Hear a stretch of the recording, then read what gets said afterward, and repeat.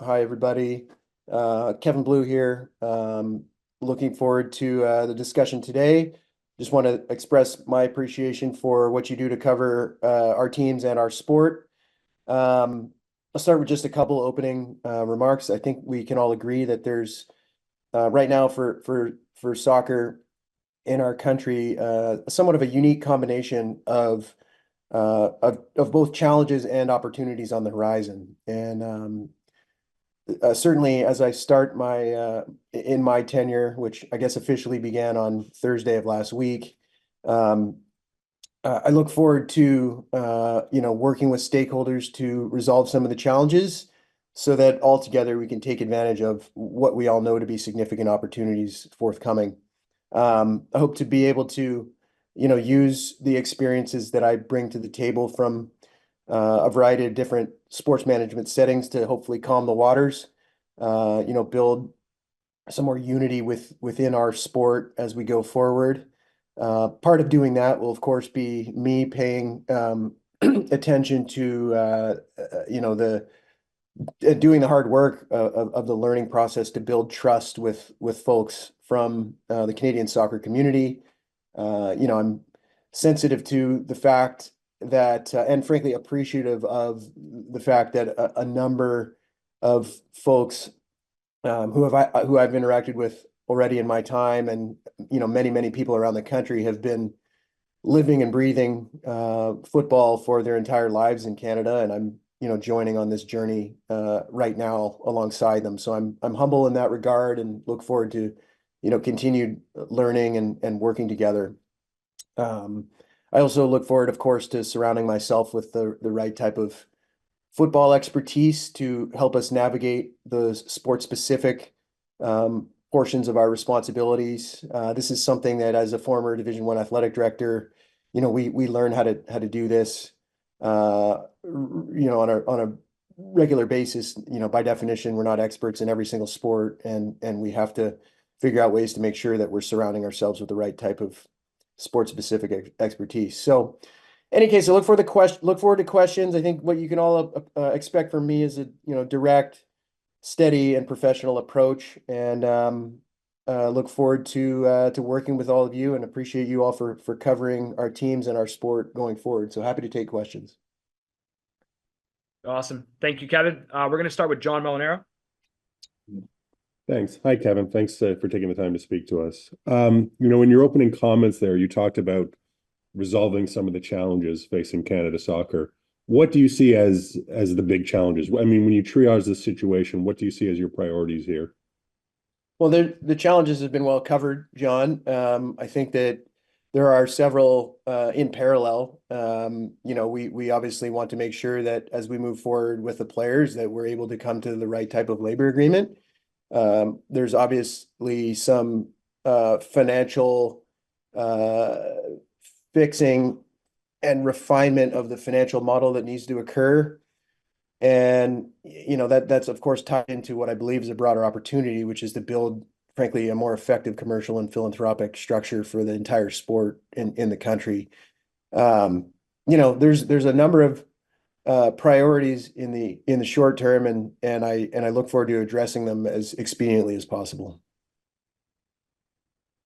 John, do you want to do a follow-up as well? I should have said this off the top. Let's do one in a follow-up for everybody, and unless we're running out of time, I can cut that off later on. But John, do you want to do a follow-up? Yeah, if I could, Kevin, you talked about sort of like the short-term what are some of the short-term things that you will be looking at then? Yeah, well, I mean, I just mentioned a couple, and obviously, in addition, on the pitch, we're paying attention closely to Saturday's match, trying to get into to Copa and move on from there. And it has also been well covered, in terms of the process for the men's national team coach. So there's a number of things, and all of them, need attention in an efficient way. We need to work urgently on a number of these items. Awesome. Thanks. We'll do Joe and then Ollie. Joe Callahan. Cheers. Hey, Kevin. Congratulations on your appointment and very best of luck with the role. I just wonder, in an interview you gave last week you described the CSB contract as a singular issue, and that you wanted to move the conversation beyond it. But given how enormous the impacts and implications of that deal have already been, have continued to be, the financial bind that it's put Canada Soccer and the national teams in, and the budget cuts, etc. I just wonder, do you think calling it a singular issue is maybe a little bit wishful, and even kind of lifting the conversation beyond it when it's something that both national teams, the men and the women, feel wasn't talked about enough when it was agreed in the first place, as they see it kind of in secret? I just kind of wonder about your thoughts on the deal, how you hope to tackle it, and is it a bit more than just a singular issue? Um, I think I understand the nature of your question, and what I would say is that I'm not trying to downplay the significance of the matter. It's a significant issue, clearly, but what I am trying to communicate is that we, as a stakeholder community, in addition to working through some of these legacy arrangements, need to be open-minded and frankly aspirational about how are we going to build the most effective revenue engine for the sport, encompassing commercial activity and philanthropic activity. And the continuation of old conversations is part, but not all, of what we need to be focusing on going forward. So I don't want you to interpret how that comment was written in the story as being an effort to downplay the significance of that particular circumstance, but it is a part of the go forward solution and not the entire solution. Okay, great.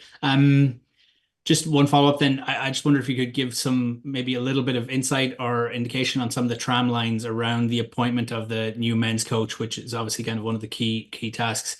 Kind of irrespective of how Saturday goes, is the intention to have the appointment made for that June window, particularly if it goes well on Saturday? Kind of the Copa America will be the only competitive tournament before 2026. So I just kind of wonder, is that the timeline? And then on the rough ballpark, the predecessor, John Herdman, rough ballpark of what was allotted for him in terms of the salary bracket was around 700,000 Canadian. Is that salary bracket still available given the kind of, or is the salary that John Herdman was on still available given budget cuts that we've seen in other parts of the program? I would say I've commented previously on the initially on the thought process around the men's national team manager situation, and I don't have specifics to offer at this time, either on timeline or on compensation. And when I do, certainly you all will hear it directly from me. Okay. Cheers, Kevin. Awesome. Ollie? Thanks, Paolo. Hi, Kevin, and welcome. I wanted to ask you about a story that's been published by TSN this morning, which states from an anonymous source, the uncomfortable truth is the better the players do on the pitch right now, the worse financially it is for the federation. Would you regard that as an accurate kind of characterization of the financial situation you're inheriting? I mean, that's one interpretation, certainly, and I'm not. I think that we all are aspiring for, obviously, the team to win on Saturday and to win going forward. That's what we're here to do, is to help the players and help the teams win. There are several financial misalignments that need to be addressed. Without offering specifics on that comment, which again is somebody else's interpretation, I would suggest that as part of my overall review of the finances, certainly there will be a number of things that we'll have to look at. Thank you. And just as a follow-up to that, I guess I'll ask, obviously, there is a lot of talk around the many challenges that anyone in this position faces. What attracted you to the opportunity, and what opportunities do you see in front of you here? I think there is this unique combination of challenge and opportunity. I think it's a critical time for the sport, as I think part of the reason that there's a lot of discussion around the challenges is because of the opportunities that are forthcoming and need to be taken advantage of, frankly, for the sport to continue its expansion and growth in our country.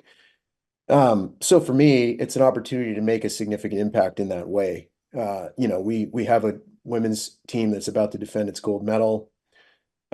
We have obviously in 2026 the most significant largest sporting event ever created, coming to be co-hosted in Canada. And it's a significant responsibility of our organization to make sure that our stakeholder community and our country is ready to take advantage of these upcoming opportunities for the growth, for the good of the sport. And frankly, it's an invigorating challenge. It's the degree of difficulty in every situation is going to be different, but the challenge is invigorating to me. Thanks, Ollie. We're going to do Neil, Simon, and Shanetti. So Neil, please go ahead. Thank you, Paolo. Kevin, I understand that while your official start date was last Thursday, you were speaking to stakeholders and others involved before that and have spoken to quite a few. I'm wondering, was there a common theme to what you heard, and did anything that you heard surprise you? The common theme is that people care a lot, and that's encouraging, right? Obviously, this is a sport that, and the stakeholders that I'm talking to, have been talking with, obviously have been in this for their entire lives, and they care deeply about the sport in our country. And so that's a common theme. And I don't know about surprises per se. I have to reflect more on that. I've obviously done as much of a thorough evaluation of the circumstance as I could, in the time leading up to accepting the position. Certainly cognizant of the challenges and the issues. Many of those challenges and issues have been reflected in some of my conversations with folks as well. And just as a quick follow-up, the new Canada team kit dropped today. It's got quite a few reactions. I know you would perhaps hide for your fashion sense, but what do you think of the new kit? Well, I can't wait to see you put one on, Neil. So I'll reserve judgment until that. But look, I think that the planning process and the collaboration with our partner at Nike on this type of thing, for those of you who, I think many of you are probably familiar, this is not just like last week we decided to do it and they redesigned it. Like, the staff has been working on this for a very long time with Nike. And I'm proud of the fact that there's been many things as I've started that the staff has been doing great work on in the background. And I'm going to like it a lot as the W's, as we're successful, then I'll like it. And if we're not successful, I'll maybe like it a little bit less. But certainly looking forward to watching it being worn with pride on Saturday. Thank you. Thanks, Neil. Simon? Hello, Kevin. Greetings from Vancouver. You're coming into this role with obviously a background in sport, particularly in the sport of golf, but obviously new to the sport. You probably would be the first to admit you're on a sharp vertical learning curve with this. You spoke about it earlier, about getting a lot of soccer expertise around you, but what are sort of the more details and process that you feel you're going to need to go through to kind of get an understanding of not so much the sport, but certainly how it's governed and administrated, not just within the country, but it's also throughout the Confederation and globally as well? Yeah, I mean, part of my outreach and education process certainly does involve learning about the technical aspects of the sport are something that I will increasingly be educated about by people who I will surround myself with, who are the experts. I view my responsibility as the leader of the organization to make sure that I'm bringing that expertise on board to help me understand it. But the expertise are going to be the people that are, making the expert decisions, not on the football, right? And as it relates to the administrative side, certainly, yeah, there's a learning curve there, but it's a process that I'm sort of already pretty significantly engaged in.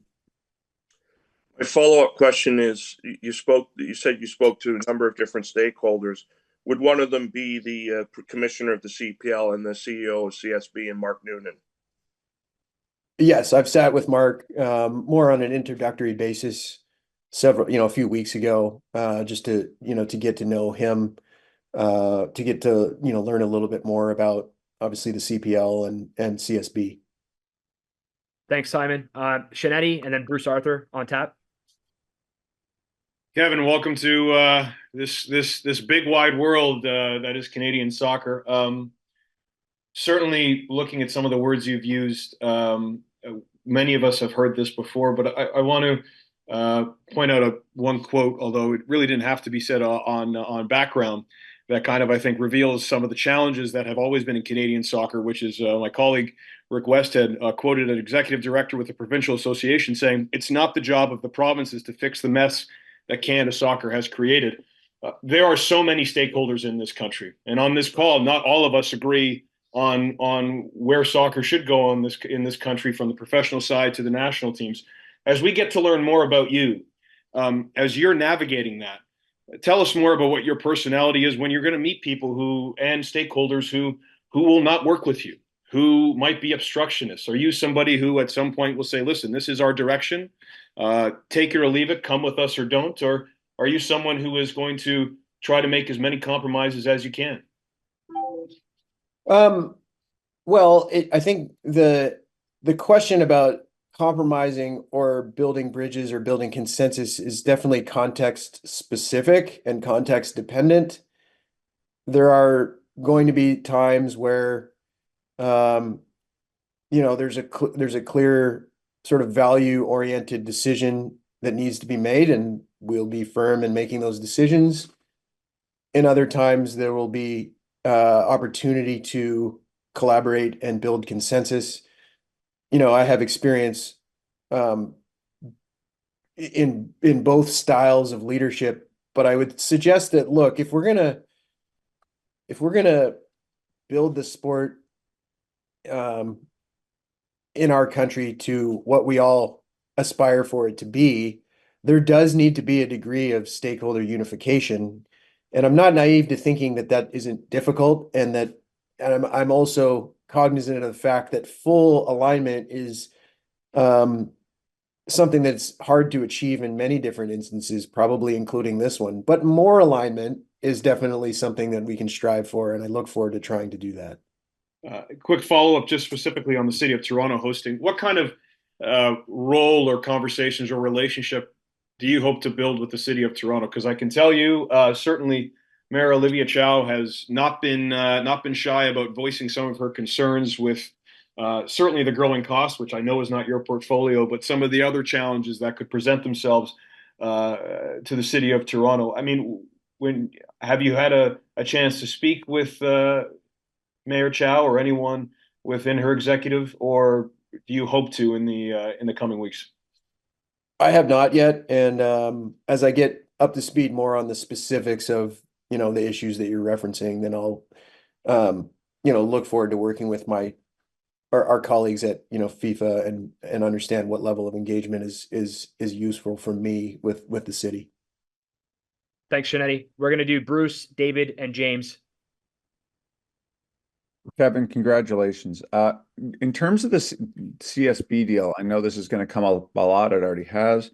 You talked about a more effective commercial and philanthropic structure. Given the potential resistance from the provinces to the fee increase, and given that in the past CSB has been fairly resistant to materially changing the terms of the deal in terms of the financial benefit for Canada Soccer, where do you see the opportunities for a better commercial and philanthropic kind of structure for Canada Soccer, which hasn't been there before? Well, I would challenge, first of all, the assumption that previous conversations and the tenor of previous conversations as they've been reported, will necessarily continue without, hopefully a better tenor going forward. I guess we'll find out. The a significant growth area that comes from my background will be in developing the right type of philanthropic structure to help connect, major major gift support with the priorities that donors want to support. I know we've had some of this activity happen in the past. I think that what I bring from U.S. college sports and my experience, at Golf Canada is a track record and level of expertise on how to do this well and how to build the right type of fundraising apparatus. And I anticipate that we will, grow the existing effort that Canada Soccer has started in a substantial and professional way. And I think that what we need is more just broader alignment and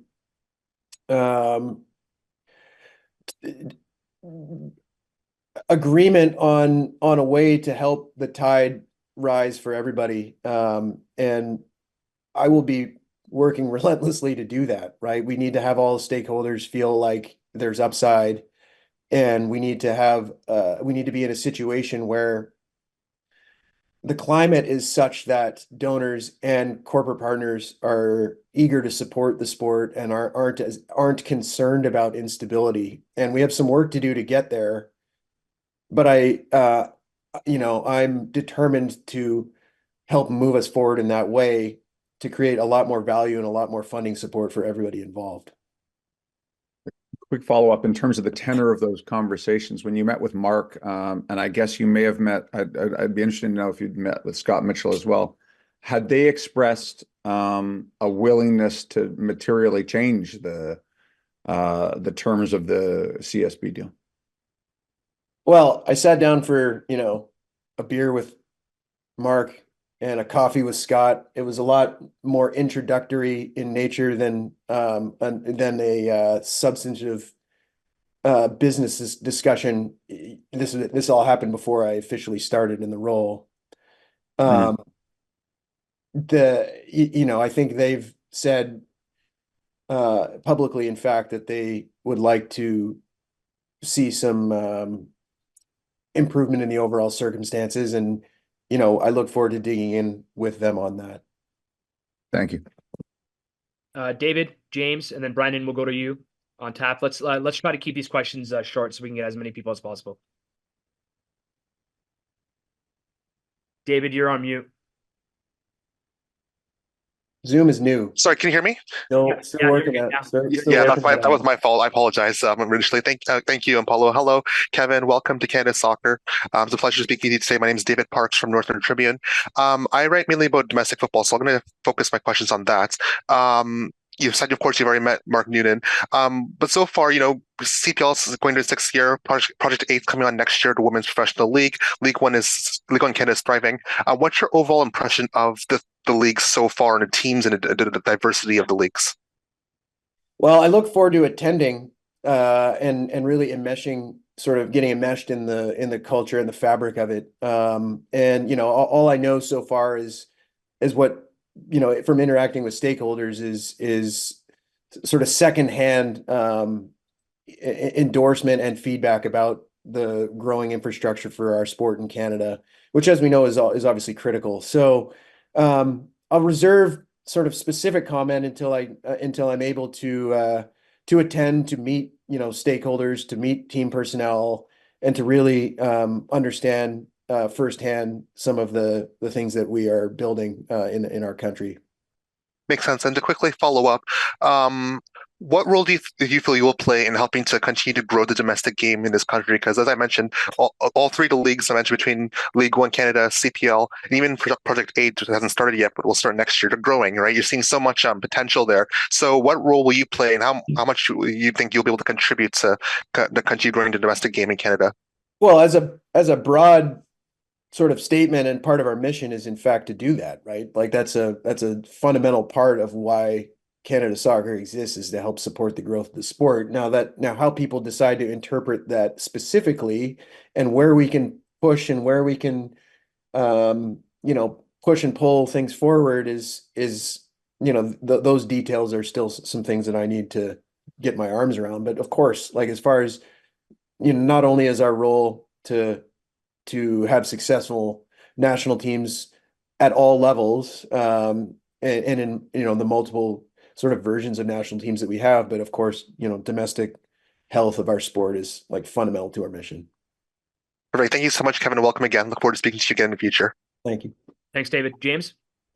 Hi, Kevin. Would you say that the players' financial demands, while understandable, are they realistic or unrealistic for a financially successful Canada Soccer? I don't know the answer to that yet, James. I'm still getting up to speed on the specifics of where that dialogue stands. I have studied it a little bit, but it's too soon for me to have a formal point of view. And certainly I plan to engage with the players directly on this, as we move forward. Yeah, one more for you. Obviously, right now, the public perception of Canada Soccer isn't great. It's not positive. How do you begin to turn that around? Yeah, I understand that perception. I think that there's been some things that have happened over a period of time that haven't reflected positively on the organization. I think that in some ways, as I mentioned earlier, the staff have been having their, nose to the grindstone, trying to make the best of those situations. We have a lot of work to do to rebuild trust, frankly. Like that's just what it is, and that's a reality, and I accept that responsibility. And part of what I hope to do is show folks that I'm willing to listen, that I'm willing to connect, that I'm willing to learn, that I'm willing to be straightforward with people. And I'm confident that over time that will help rebuild trust. And it's not an overnight process, but it's certainly something that I'm acutely aware of the importance of us doing that if we're going to be effective and have leadership credibility moving forward. Thanks, Kevin. Brandon? Hey, Kevin, great to chat with you. You've mentioned a lot about having both corporate and philanthropic goals. What are some of the philanthropic goals and initiatives that you have in mind? I don't have specifics yet, but I can tell you that a sort of a well-operating philanthropic operation involves like a pretty robust major gifts program, meaning people who are on an occasional basis contributing significant amounts of money, connected with specific causes that they care about, and being stewarded for those gifts in a way that helps them be engaged.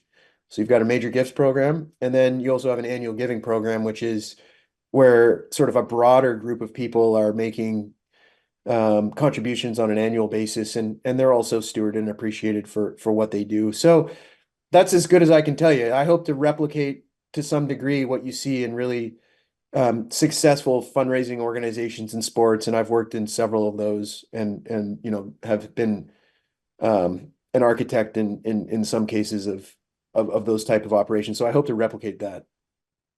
So there were a lot of reports that under John Herdman's stewardship that there were private donations that helped fund several parts of the Canadian Men's National program. So this is essentially like a structure in order to get these donations to create a revenue stream for the program? Yeah, I mean, I don't know. Again, I wasn't here, so I'm not sure the specific way in which those gifts came about and how professionally that was all executed. But what I can say is that, especially in U.S. college sports, building a philanthropic engine and a philanthropic staff to execute and generate revenue is a common, part of the revenue generating mix, just the same as commercial activity in the traditional sense is. And I would expect, and we did this in golf in Canada, and it takes work, and it's not easy, but I do have some experience doing this, again, not only at the NCAA level as an athletic director in the US, where it's very common, but also, in Canada at a different NSO. Thanks very much, Kevin. Your transparency has been much appreciated by all of us. Thanks. Appreciate it, Brandon. We'll do Simon and AJ, and any last questions, I would raise your hands right now. We'll try to get a couple more. Thanks, Simon Haupt here. Hi, Kevin. Congratulations on the new position. As you know, your immediate predecessor, the interim general secretary, told TSN last June that he had discussed the possibility with some staff of Canada Soccer of declaring bankruptcy. He then told the Globe the next day that that was absolutely not under consideration. Having had the chance to review the financial picture before you took the job, do you believe that's a possibility in, say, the next year? No. And I know that the word bankruptcy is a word that gets people's attention, and I can state that it is not a possibility in the next year.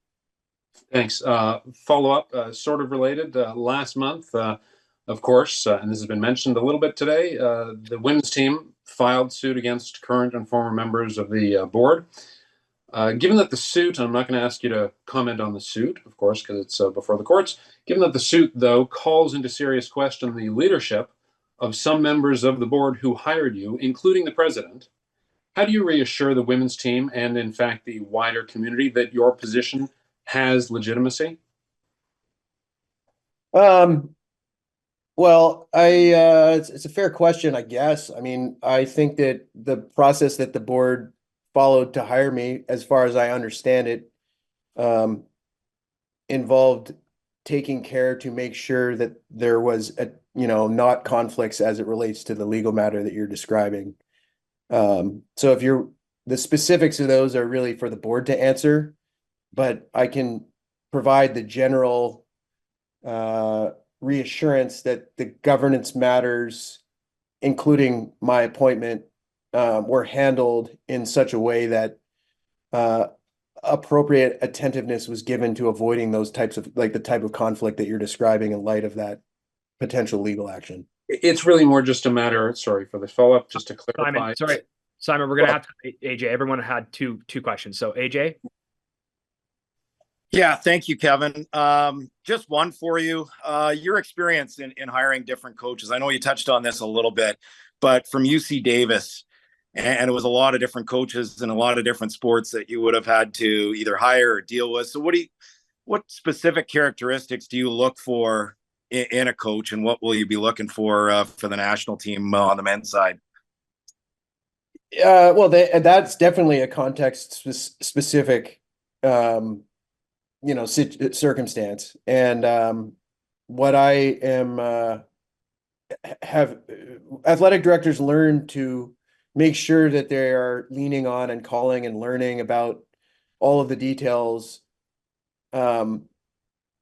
that would characterize the right fit at a particular time for a particular hire, by learning and calling people and learning about it, right? And I expect to follow the same type of process and as we go forward. So, I don't have comment on specific characteristics right now, other than we're all focused on supporting the team, for Saturday's game. Thank you. Thanks, AJ. We're going to go to Philippe to close things off. Thank you very much, guys. Hey, Kevin, thanks so much for doing this again. Just want to talk to you a bit about transparency. That's something that a lot of fans have been saying that has been a great attribute of yours so far. It's been helping them warm up to you in your short tenure so far. What will the role of transparency be in your tenure, especially to try to mend that relationship between the fans and the association? Well, I don't know if I have a specific answer to the question, other than you all can expect me to communicate with you and be straightforward in doing that. And we do have to rebuild trust. And again, part of that involves doing things like we're doing today, like talking to you all, explaining things that are going on. As is the case with in all organizations, there's an importance of leadership being proficient and skillful and proactive at communicating. And I hope to be able to walk that talk. Hopefully, so far you've seen a little bit of that, and I hope to be able to continue to walk that talk as we go forward.